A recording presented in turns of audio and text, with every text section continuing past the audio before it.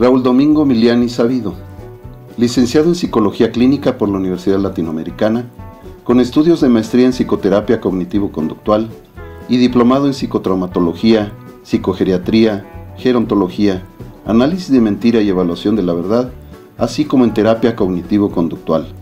Cuenta con un máster en Psicología Psicosomática y está asimismo diplomado en Psicología Transpersonal, en Tanatología, en Seguridad Pública y en Dirección de Programas de Protección Civil. Entre sus afiliaciones se cuentan ser miembro de la Asociación Mexicana de Suicidología, miembro de la American Psychological Association, miembro de la Sociedad de Psicólogos del Estado de Guerrero y socio honorario del Colegio Mexicano de Profesionales en Gestión de Riesgos y Protección Civil.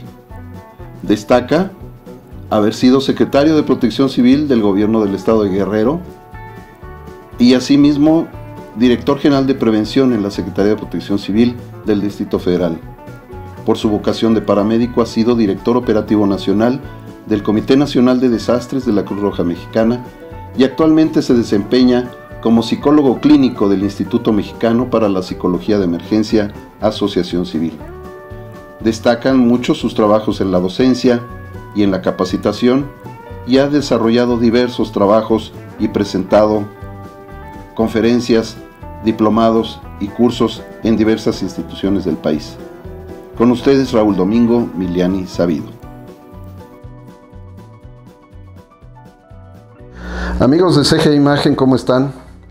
Estamos muy contentos el día de hoy porque estamos reiniciando con este ciclo de las charlas. El objetivo principal es, como siempre, poder transmitir algo de cosas buenas, de cosas positivas, analizando también nuestro entorno social, viendo cómo se han dado las cosas últimamente en nuestro amado país. Y bueno, el día de hoy vamos a tener una charla, una conversación. No es una entrevista, siempre dejamos muy en claro esto, que no venimos con preguntas específicas, sino sobre todo lo más importante es que buscamos la manera de que con quien conversemos, con quien charlemos, nos diga lo que siente, lo que piensa, sin necesidad de meterlo en determinados clichés o determinadas reglas de la entrevista. Así es que el día de hoy estamos de plácemes, estamos en el consultorio de un querido amigo nuestro de hace ya algunos años, no muchos hasta eso, no estamos tan viejos, y estamos precisamente con Raúl Miliani Sabido, licenciado en Psicología, para muchos de ustedes muy conocido, hombre que se ha dedicado toda su vida a la gestión del riesgo y la protección civil, ha sido rescatista, en fin, ya en su perfil al inicio de nuestra charla ya habrán visto sus antecedentes, así es que Raúl, buenas tardes. Buenas tardes. Gracias por recibirnos aquí y bueno, como habíamos platicado hace algunos días, estamos con este proyecto de CG Imagen y lo que hemos pretendido siempre es transmitir cosas buenas, cosas positivas, aprovechar la experiencia de los amigos para que también nos vayamos cultivando. Es muy importante no dejar de leer, no dejar de estudiar, pero sobre todo no dejar de escuchar. Esa tal vez sea la parte más difícil, ¿no? La escucha. A veces el escuchar las voces que hay después de un evento como el sismo del 19 de septiembre, que vamos a cumplir un año y hay muchas voces que no han sido escuchadas y que están, digamos, flotando socialmente. Qué bueno que vamos entrando en el tema. Ya habíamos más o menos, nos habíamos puesto de acuerdo en que el tema importante era este asunto que ha tenido muchos problemas en nuestra ciudad y en algunas otras regiones del país. Ahora utilizan mucho la palabra resiliencia. Así es. Antes le llamábamos recuperación. Todavía antes le llamábamos quitarnos el susto, ¿no? Quitarnos el miedo.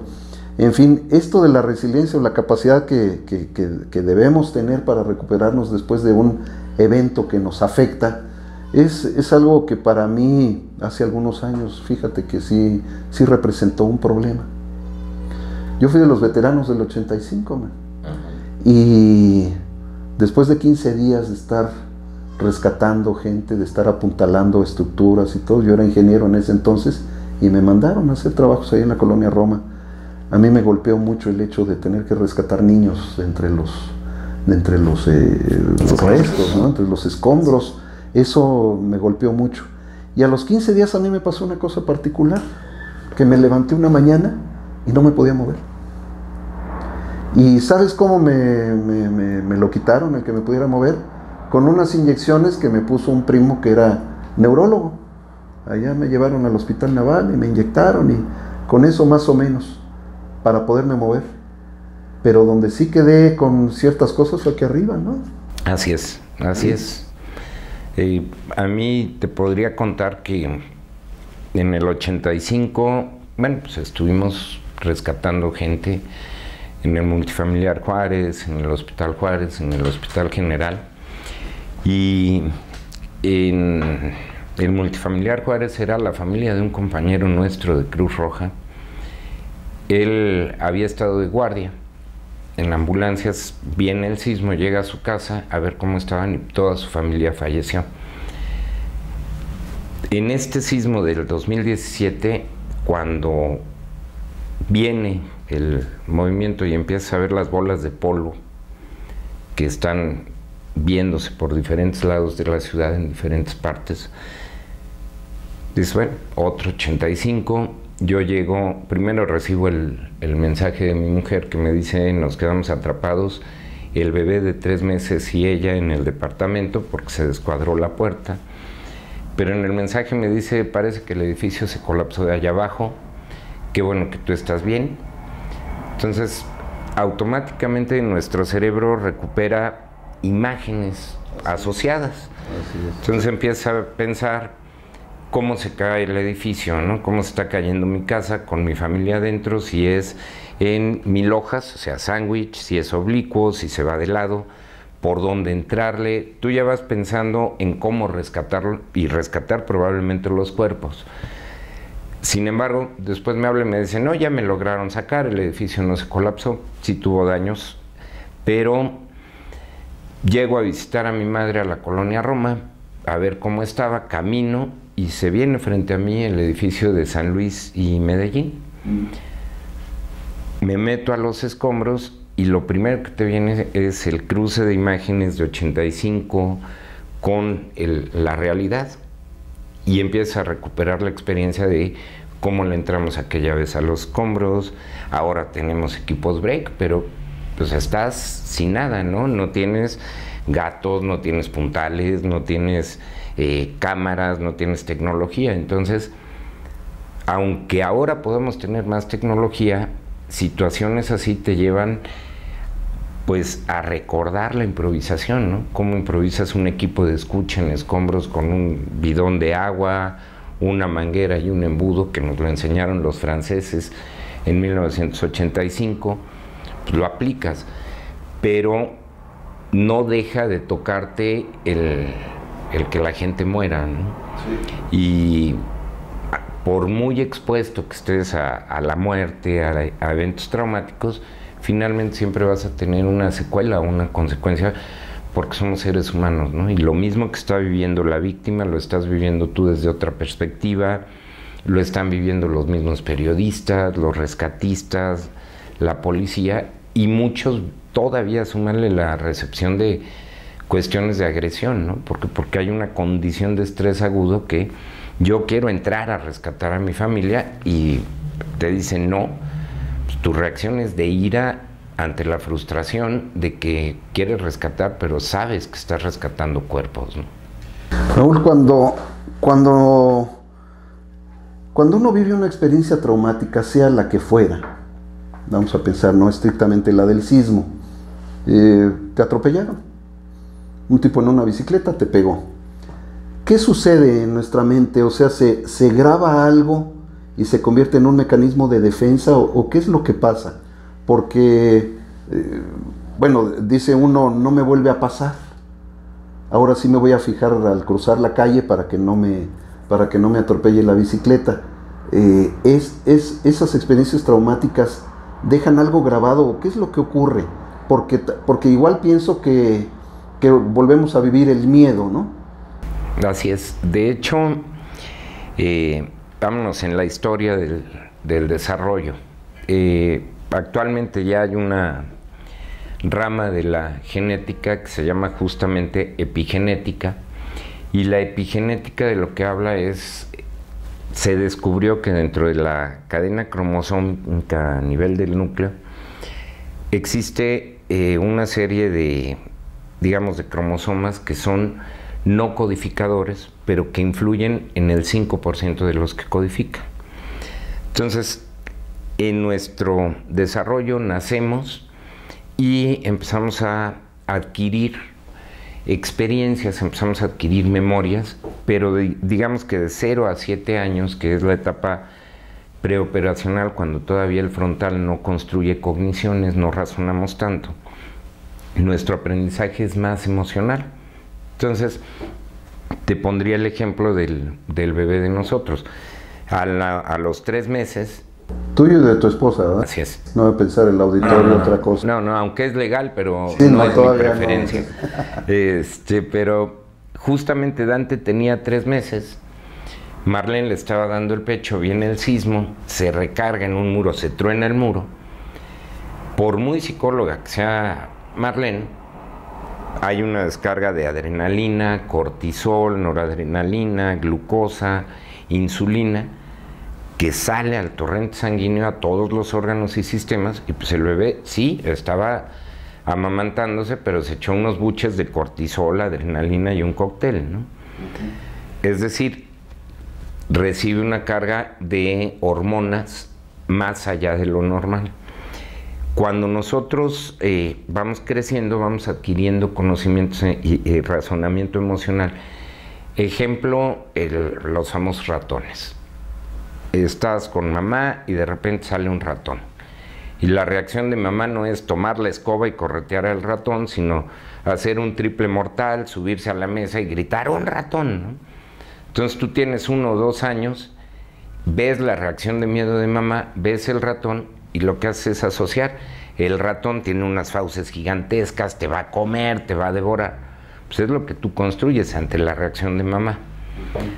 Y vamos teniendo ciertos momentos en que vamos adquiriendo aprendizajes emocionales, y uno de los más primitivos es el miedo, que es una forma de conservación. En el ser humano y en los animales se da el instinto del miedo, de conservación, la defensa o la huida. Si nosotros, para ponerlo de una manera muy didáctica, pensamos que esto es el cerebro, pues bueno, aquí tenemos el tallo cerebral, que es el cerebro más primitivo, que son las reacciones fisiológicas de conservación. Luego viene el sistema límbico, que son las emociones, está la amígdala, y después la corteza, que es lo que nos hace homínidos, ¿no? El Homo sapiens, razonamos, llevamos naves a la luna, inventamos celulares. Pero nuestros aprendizajes principales son aquí. Si tú lo observas, en los chimpancés, por ejemplo, cuando muere la hembra alfa o cuando muere el macho alfa, hay un rito funerario de duelo de los chimpancés. Entonces, para nosotros como humanos, el aprendizaje emocional, cuando hay un estímulo semejante, la respuesta es semejante o igual, el miedo. Vivimos el miedo, me atropellan, pero yo no había tenido esa experiencia. Como ya soy adulto, ya lo razono, ¿no? Ya hay una cognición. No me fijé, el ciclista venía en sentido contrario, pasó esto. No me vuelve a pasar. Entonces, ¿qué hago? Adaptarme a nuevas circunstancias. Pero cuando el instinto del miedo se desata, es muy difícil que puedas razonar cognitivamente y tener claridad. Ejemplo, ahorita suena la alerta sísmica y mucha gente, ¿qué es lo que hace? Pues ante la alerta sísmica, primero que nada es correr. Yo tengo que salir. Y le puedes decir, conserva la calma. ¿Cómo conservas la calma? No le decimos cómo debe respirar. Y sabemos que fisiológicamente hubo una respuesta. Se aceleró el pulso, se aceleró la respiración, se da una visión de túnel. Yo veo la salida de emergencia, pero no los peligros alrededor. No respeto el flujo de evacuación, lo brinco. Y por eso es estarlo ejercitando hasta que hay una habituación al estímulo, y mi miedo puede estar presente, pero es un miedo controlado, vamos a decirlo así. Algo que casi no pasa en México, los asaltos. La primera vez que te asaltan, tu reacción ¿qué es? ¿Ves el arma? Y te pregunta el Ministerio Público, ¿no? ¿Cómo era el arma? Pues era un cañonzote gigantesco, no sé si era escuadra, revólver, no sé qué calibre, pero era un cañón gigantesco. ¿Cómo era el agresor? Pues moreno, chaparrito, medio gordito. Como todos en México somos rubios, de 2 metros, de ojo azul, pues el moreno, chaparrito, medio gordito brinca. Pues no, pero yo ya no tuve la percepción. Y esa visión de túnel, en el siguiente asalto, ¿qué ocurre? Me permite adaptarme. Tú lo ves con chicos ahora en secundaria y en prepa que llevan un teléfono celular corriente y su teléfono bueno, vamos a decir, los que tienen iPhone o Samsung o estos teléfonos así de última generación, lo traen en la mochila de los útiles. Pero el que traen a la vista es un teléfono, como les dicen, un chicharrón. Fue una forma de adaptarte. Pero ¿por qué no nos adaptamos a los riesgos naturales, al sismo, a las inundaciones? ¿Por qué no lo vemos como parte de una modificación de nuestra conducta? Porque nos rebasa. Cuando hay actos de violencia, viene un factor que se llama intencionalidad. Y entonces es más difícil que lo procese. Pero siempre quedan huellas. Fisiológicamente, por ejemplo, los que nos hemos dedicado a emergencias, si pudiéramos nosotros hacer, no tenemos ahorita el dinero, algún día esperemos poderlo tener, pero uno de los proyectos de investigación es justamente medir la disminución del hipocampo y de la masa cerebral en personal expuesto a eventos traumáticos, paramédicos, bomberos, médicos, socorristas, rescatistas. Te estás exponiendo, y obviamente ese impacto es fisiológico y hay un decrecimiento, pero también hay plasticidad neural, es decir, se desconectan redes neuronales que no se utilizan y se conectan en otros lados por la exposición. ¿Qué nos pasa? Que obviamente tenemos memorias traumáticas, tenemos memorias emocionales. Este es Wilson, uno de los coterapeutas que tenemos aquí. Y en esas memorias algo que nos pasa es que actuamos por lo que recordamos, ¿no? Entonces, si nos vamos a antes de 85, los sismos eran, pues, curiosos, ¿no? Porque eran anécdotas. Se cayó el ángel, sí, el sismo de Madero, el de 1912, cuando Madero triunfó, hasta la tierra tembló. Después tuvimos el sismo de la Ibero. ¿Cómo es el sismo del 2017? El sismo del Repsamen, el sismo de la vergüenza, el sismo de la confrontación, el sismo de la casualidad, no lo sabemos. Pero en 85 se nos rompió la imagen porque vimos morir gente, vimos caer edificios, sí, y cambiamos. Sí, a mí me pasó una cosa muy curiosa. Fíjate que yo era un orgulloso y petulante ingeniero de ICA, y lo digo así porque nos decían los hombres ICA en la empresa y nos la creíamos. ¿Por qué? Porque hacíamos obras impresionantes, porque había mucho dinero para investigar y desarrollar y todo, y hacíamos cosas realmente muy buenas.